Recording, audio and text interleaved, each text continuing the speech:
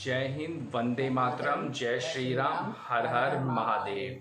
मैं विजय राजहंस मानव सेवा संस्थान का राष्ट्रीय अध्यक्ष श्रीनिवास पांडे और ये हैं संस्थापिका शांता पांडे।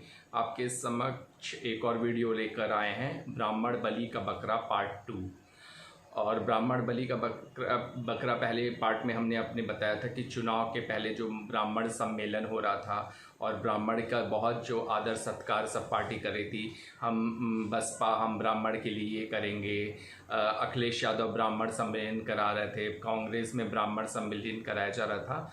तो आज मैं पूछना चाहता हूँ कि जो लखीमपुर में घटना हुई है उसमें 3-4 ब्राह्मण मरे हैं और एक हरिओम मिश्रा मरे हैं, ड्राइवर मरे हैं और भी लोग हिंदू वाहिनी के आशीष मिश्रा जी मरे हैं। तो वो जो ब्राह्मण का हत्या हुई तो उसके लिए अखिलेश यादव जी धरने पे बैठ गए और उनको खालिस्तानी जो आतंकवादी किसान के नाम पर आतंकवाद फैलाया गया लखीमपुर में, उनकी चिंता थी और ब्राह्मणों की चिंता नहीं थी। एक तरह तो आप ब्राह्मण का वोट साधने के लिए ब्राह्मण सम्मेलन करते हो चुनाव आने के बाद, और फिर जो लखीमपुर में घटना हुई इसमें ब्राह्मण मरे तो आपको क्यों नहीं है। विकास दुबे पे तो इतना हाय तौबा मचा, जबकि विकास दुबे एकदम गैंगस्टर था और उसका मरना वाजिब था। और जो विकास दुबे की पैरवी करते हैं ब्राह्मण, तो वो ब्राह्मण नहीं है। अगर एक ब्राह्मण गलत रास्ते पे जाता है तो उसका मरना ही उचित होता है, और जिस प्रकार से गलत काम करता है उसका मरना उचित होता है। और जिस प्रकार से ये जो आज लखीमपुर में ब्राह्मणों की हत्या की गई और 8 हिंदू मरे हैं, आप सुनिए 8 हिंदू, और अभी एक अगर मुस्लिम या मुस्लिम समुदाय का कोई मरा होता तो इतना हाय तौबा मचाती, प्रियंका गांधी, मायावती या सब कोई हाय तौबा मचाता। तो आज ब्राह्मण के नाम पर क्यों नहीं हाय तौबा मच रहा है, क्यों नहीं छाती पीटी जा रही है? क्योंकि ब्राह्मण शुरू से इनको बलि का बकरा लगता है कि चलो ब्राह्मण को तो हम साध लेंगे, ब्राह्मण तो बेवकूफ़ है, ब्राह्मण को कैसे भी हम उनको साध लेंगे। और आज शांता पांडे वक्तत्व अपना देंगे कुछ कि लखीमपुर में जो घटना जो हत्या हुई उसके बारे में आपका क्या सोचना है शांता पांडे जी? उसके बारे में हमें ये सोचना है कि लखीमपुर में जब किसान आंदोलन हुआ तो उसका पूरा कभी बताते नहीं कि कैसे हुआ क्या हुआ, और उसमें जो दिखाते हैं वो तो हमें एक मजाक लगता है, क्योंकि किसान के पास तो वो समय ही नहीं होता कि वो आंदोलन करे, या वो उसके पास फालतू समय है कि वो दंगा करे, लड़ाई करे, झगड़ा करे।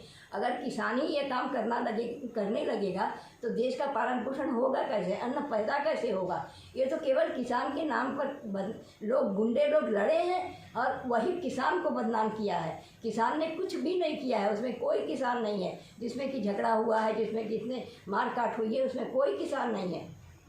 यही हम कहना चाहते हैं अपने वक्तव्य में। हम पूछना चाहते हैं उन लोगों से कि भाई ऐसा आप कहते कैसे हैं? किसान, जिस किसान का बनाया हुआ आप अन्न खाते हैं उसी किसान को आप बदनाम करते हैं, उसी किसान को आप खूनी कहते हैं, उसी किसान को, वो किसान के पास और ये किसान आंदोलन नहीं हुआ है, ये किसान आंदोलन के नाम पे खालिस्तानी थे और 17 लोग जो नामजद हुए हैं उसमें से 17 आपके कार्यकर्ता, कांग्रेस के कार्यकर्ता, खालिस्तानी ग्रुप के लोग थे। तो किसान आंदोलन के नाम पर बदनाम किया जा रहा है। किसान हमारे देश का अन्नदाता है और किसान हमेशा किसान का हित के बारे में सरकार हुई है। बिल भी जो पास हुआ है कि है तो अपनी रोटी जो ना सेके, और जो फंडिंग आ रही है चाइना से, उसकी फंडिंग के वजह से चाइना के जो फंड किया जा रहा है उसी के नाम पे ये किसान आंदोलन हो रहा है। और मतलब देश को देशद्रोही ताकत जो चाइना के साथ हाथ मिला लिए उनका कुचलना जरूरी है। और सभी से अनुरोध है,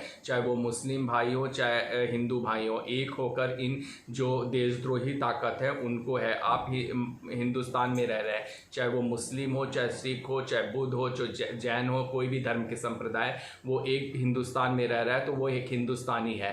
तो वो हिंदुस्तानी होने के नाते वो मतलब देश का सोचे, और जो विदेशी ताकत से हाथ मिला रहा है उससे सोचिए कि वो कितना खतरनाक देश के लिए है। जब भगत सिंह ने आंदोलन शुरू किया था तो उनको मतलब आतंकवादी करार दिया गया, और उसमें मुझे गांधी जी से भी शिकायत है कि गांधी जी ने कैसे भगत सिंह को आतंकवादी होने में अपनी मूक सहमति दे दी।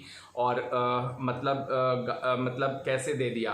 भगत सिंह और सुभाष चंद्र बोस के मन में बहुत गांधी जी के प्रति आदर था और 17 वोट अगेंस्ट गांधी जी के पाए थे सुभाष चंद्र बोस, लेकिन उन्होंने त्याग पत्र दे दिया। वो चाहते थे कि गांधी के साथ पूरा एक युवा वर्ग जुटा है, तो गांधी जी को युवा वर्ग जुटा है तो गांधी जी देश विखंडित हो जाएगा।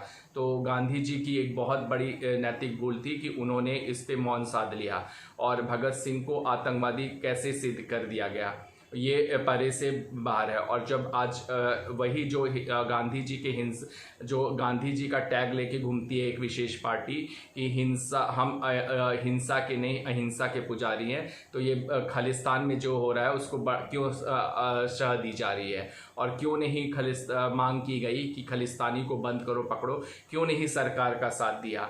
और मतलब जिस प्रकार से किसान के अगेंस्ट होकर खालिस्तानियों को और आतंकवादियों का साथ देना, ये कितना तर्क संगत है, ये हम इससे परे से बाहर है।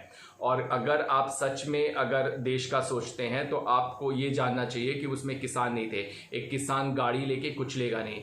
वो आर भारत चैनल पे वो पूरा वीडियो टेलीकास्ट हुआ है और किसी आशाराम बाबू और बाबा रहीम के आश्रम में घुस जाते हैं कैमरा लेके मीडिया, लेकिन आज क्यों नहीं लखीमपुर में गए है 2 सेकंड की 1 सेकंड की क्लिपिंग दिखा देना, ये कहाँ से तर्क है। तो मीडिया को भी अपनी जिम्मेदारी निभानी चाहिए। जिस मीडिया जो चौथा स्तंभ माना जाता था, जो देश की स्वतंत्रता संग्राम में जिसने बखूबी अंजाम दिया था और मतलब बहुत बढ़ चढ़ के महत्वपूर्ण योगदान दिया था चौथे स्तंभ पत्रकारिता ने, आज वो पत्रकारिता कहाँ लुप्त हो गई।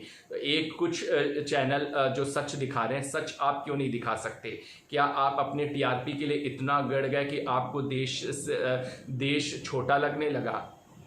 ठीक है, आप टीआरपी सब चैनल को चाहिए, सब चैनल बढ़ने चाहिए, सब अपना अपना सोचते हैं, लेकिन आप चौथे स्तंभ है देश के लिए, आपको देश का सोचना होगा, तभी मतलब हम गर्व से कह सकेंगे कि ये चौथा स्तंभ है। और मेरी उन्हीं सभी मीडिया कर्म से अनुरोध है कि आप देश का सोच के सच्चाई दिखाइए, ना कि अपनी थोड़ी सी टीआरपी के लिए मतलब और उस चीज़ के लिए आप उस चीज़ को अपना ईमान गिरवी रख दें। तो जो भी मीडिया हैं बढ़ चढ़ कर आए और देश के हित के लिए सोचें, क्योंकि देश है तो आप हैं और देश नहीं रहेगा तो आप कैसे करेंगे। आप इसी देश की नमक खा रहे हैं, तो इस देश के प्रति अपने नमक का कर्ज अदा कीजिए।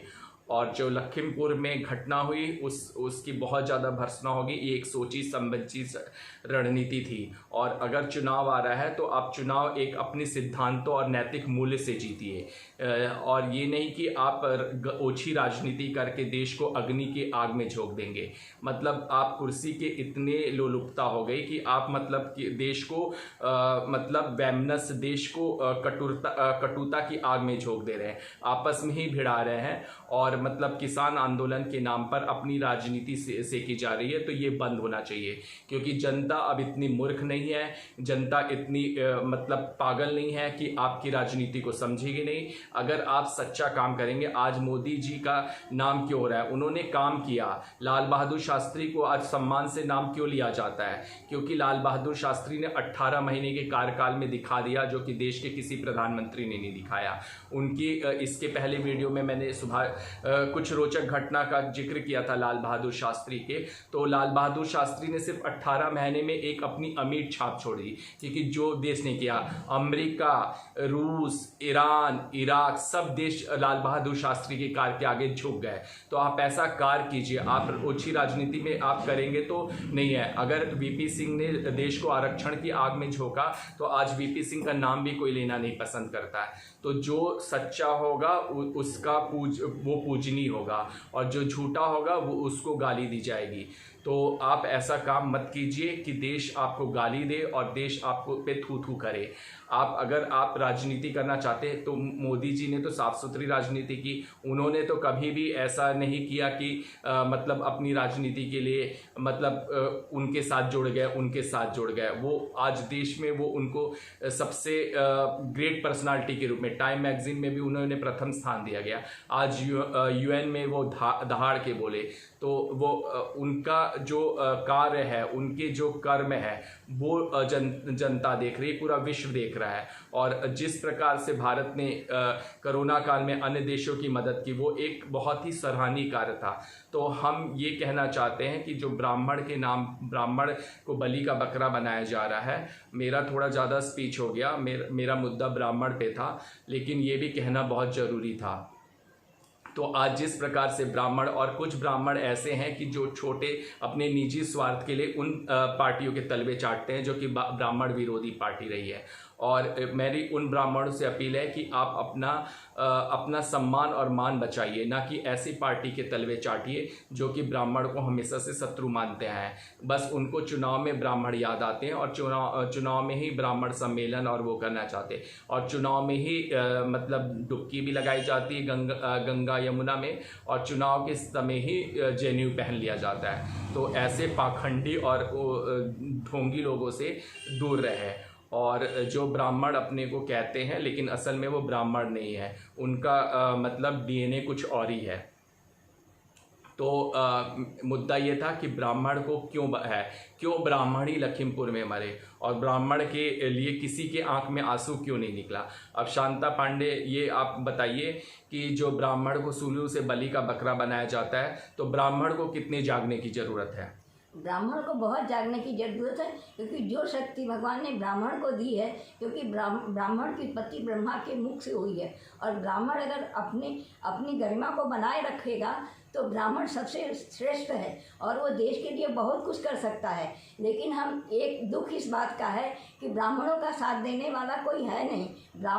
अगर ब्राह्मणों का साथ देने वाले मिल जाए, अगर ब्राह्मणों का सारे ब्राह्मण मिलकर अगर एकजुट हो जाएं, तो आज देश को बहुत बड़ी शक्ति दे सकते हैं और बहुत बड़ा देश का काम कर सकते हैं। लेकिन हमारे ब्राह्मण ही बिखरे हुए हैं और ब्राह्मण ही सक्षम नहीं हैं, क्योंकि ये आरक्षण ने तो ब्राह्मणों को एकदम तोड़ के रख दिया है। क्योंकि उन्हें तो ना नौकरी मिलती है, ना कहीं काम मिलता है, तो वो तो बेचारे कमज़ोर हो गए हैं ना। अगर उन्हें सशक्त किया जाए तो देखेगा, दुनिया देखेगी, पूरा भारत देखेगा कि ब्राह्मणों में कितनी शक्ति है। और नहीं, आपकी बात मैं आपकी काटूंगा। ब्राह्मण में आरक्षण के बाद भी आज जितनी बड़ी पोस्ट है उसमें ब्राह्मण ही विराजमान है और ब्राह्मण ही काबिज हैं और ब्राह्मण ही नेतृत्व कर रहे हैं। हाँ, ये आरक्षण की वजह से कई मेधावी छात्र जो वंचित हो जा रहे हैं, जिनको 80% होने के बाद भी उनको सीट नहीं मिल रही है, और 30% पाने वाले भी मतलब आराम से एडमिशन पा जा रहे हैं, तो वो देश के विकास में कोई भी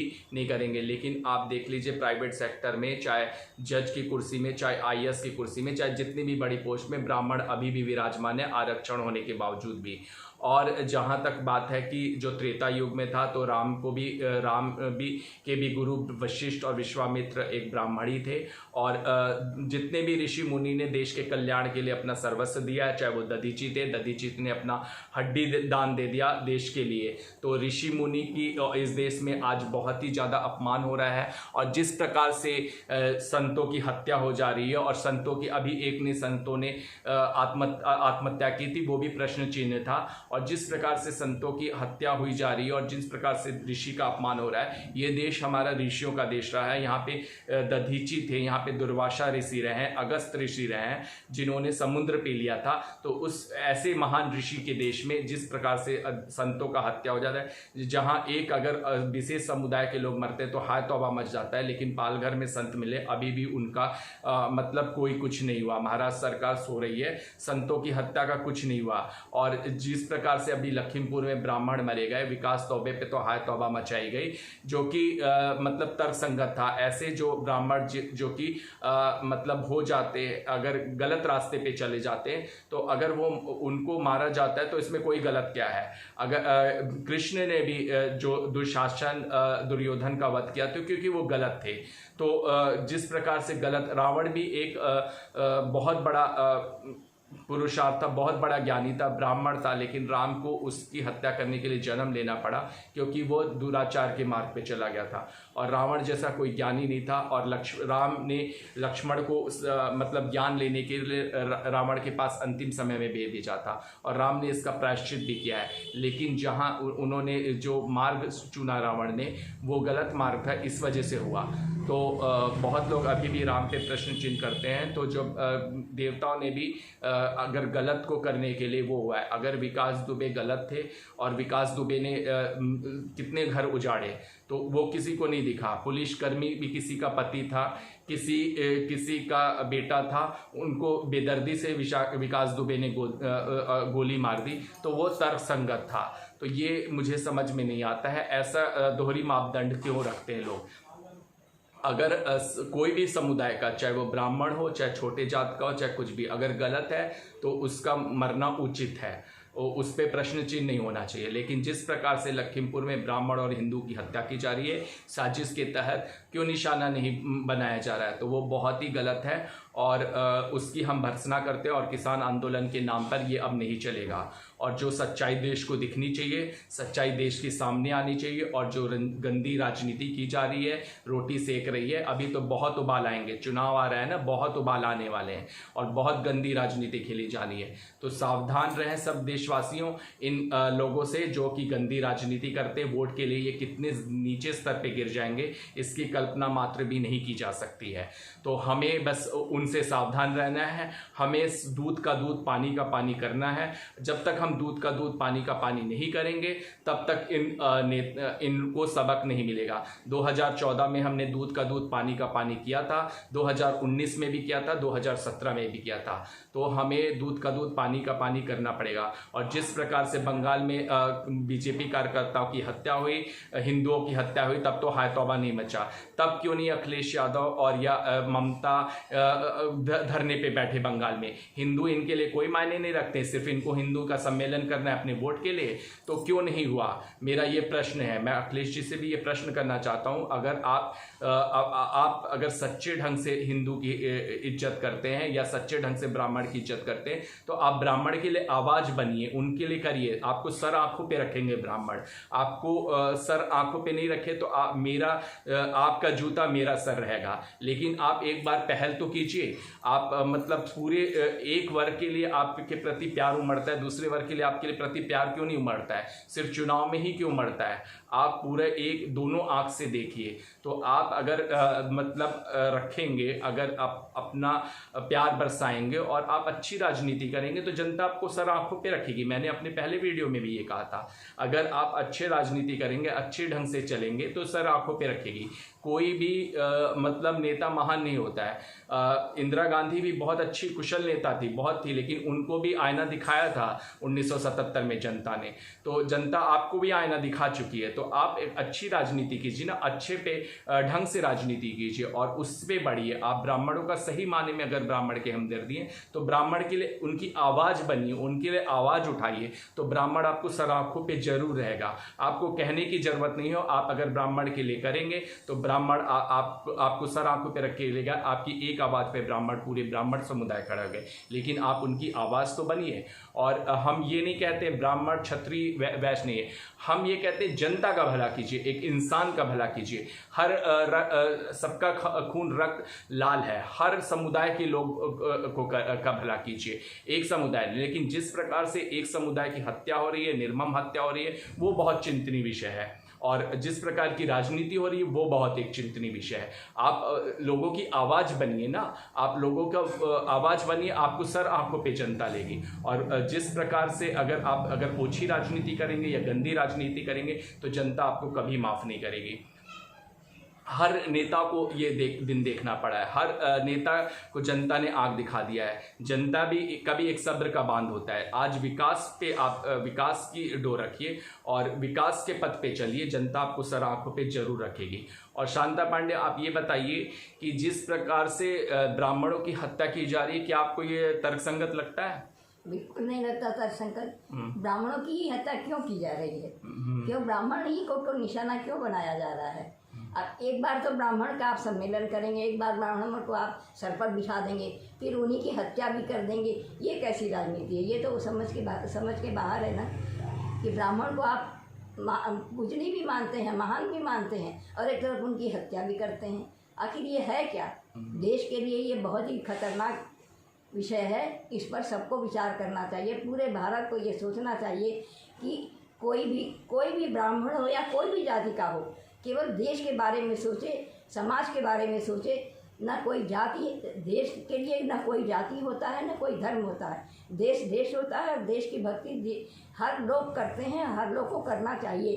अगर देश के प्रति आज हमारे इतने बड़े बड़े अच्छे नेता हमको इस समय भाग्य से मिले हैं, नरेंद्र मोदी जी, आदित्य नारायण जी, राजनाथ सिंह, अमित शाह जैसे महान नेता मिले हैं। 4 स्तंभ हमारे बहुत पक्के मजबूत स्तंभ हैं। उन स्तंभों की अगर आप सहायता करेंगे, आप उनको और मजबूत करेंगे तो विश्व में हमारा देश सबसे प्रथम स्थान पर होगा।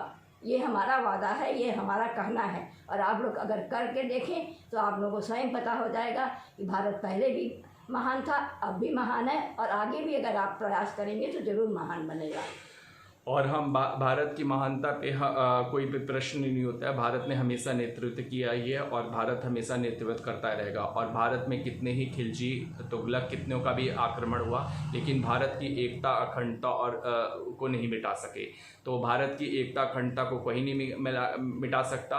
और ब्राह्मण हमेशा से ब्राह्मण हमेशा से लोगों को मार्ग दिखाता आया है, लोगों का मार्ग प्रशस्त करता आया है और वो करता भी रहेगा। और ब्राह्मण पूरे आप देश में देख लीजिए, आप डाटा उठा लीजिए तो ब्राह्मण के कुशाग्र बुद्धि का ही सुफल है कि आज हमारा देश इतना बड़ा राष्ट्र में परिणत हुआ है। और जितने भी जो बुद्धिजीवी हैं वो बुद्धिजीवी हुए हैं वो ब्राह्मण वर्ग के हुए हैं। और चाणक्य का अर्थशास्त्र आप क्यों भूल गए? चाणक्य ने चंद्रगुप्त को बनाने में भी चाणक्य का हाथ था। तो अगर ब्राह्मण बनाना जानता है तो ब्राह्मण बिगाड़ना भी जानता है, ब्राह्मण मिटाने भी जानता है। करपात्री का एक श्राप आज भी किसी पार्टी के लिए काल बन के आया है। तो वो पहले नहीं किसी को समझ में आता है, लेकिन काल में है। अगर जब भी अपने अंतिम समय में वो करपात्री के श्राप को जरूर महसूस करा होगा, उन्होंने अपने करपात्री के श्राप को महसूस किया होगा। अगर हम किसी की जान लेते हैं तो हमारी भी जान वैसे ही जाती है जैसे हमने किसी की जान ली है। तो अगर हम किसी को जान नहीं दे सकते तो हमें किसी की जान लेने का हक नहीं है। और जो अगर उसको सपोर्ट करता है तो वो भी वैसे ही मरता है जिस प्रकार से अगर है। किसी को अगर साथ देना है, कर्ण इतना महान योद्धा था लेकिन दुर्योधन और दुशासन के साथ रहने की वजह से वो दुराचारी ही कहलाया। उसने द्रौपदी को बीच सभा में वैश्या कहा था। तो आज भी उसका सम्मान कर्ण का कहीं से भी नहीं लिया जाता है। कर्ण अर्जुन से भी महान योद्धा था लेकिन वो एक दुराचारी के साथ था। अगर हम दुराचार का साथ देंगे, दुराचारी के साथ रहेंगे तो हमारा अस्तित्व नहीं मिटना है। और ये पैसा कहीं नहीं रहता है। पैसा से में आप पैसा खा नहीं सकते। आप अन्न खाएंगे, आप हवा पिएंगे तो आप अपनी पर्यावरण की रक्षा कीजिए और किसान का सम्मान कीजिए। जय जवान जय किसान हमारे रहे हैं, हमेशा रहेंगे। और किसानों के नाम पे राजनीति करना बंद हो, यही हमारी देशवासियों से अपील है। और देशवासियों उनसे दूर रहें जो हमारे देश को विखंडित करने पे तुले हैं। जय हिंद, जय भारत, वंदे मातरम।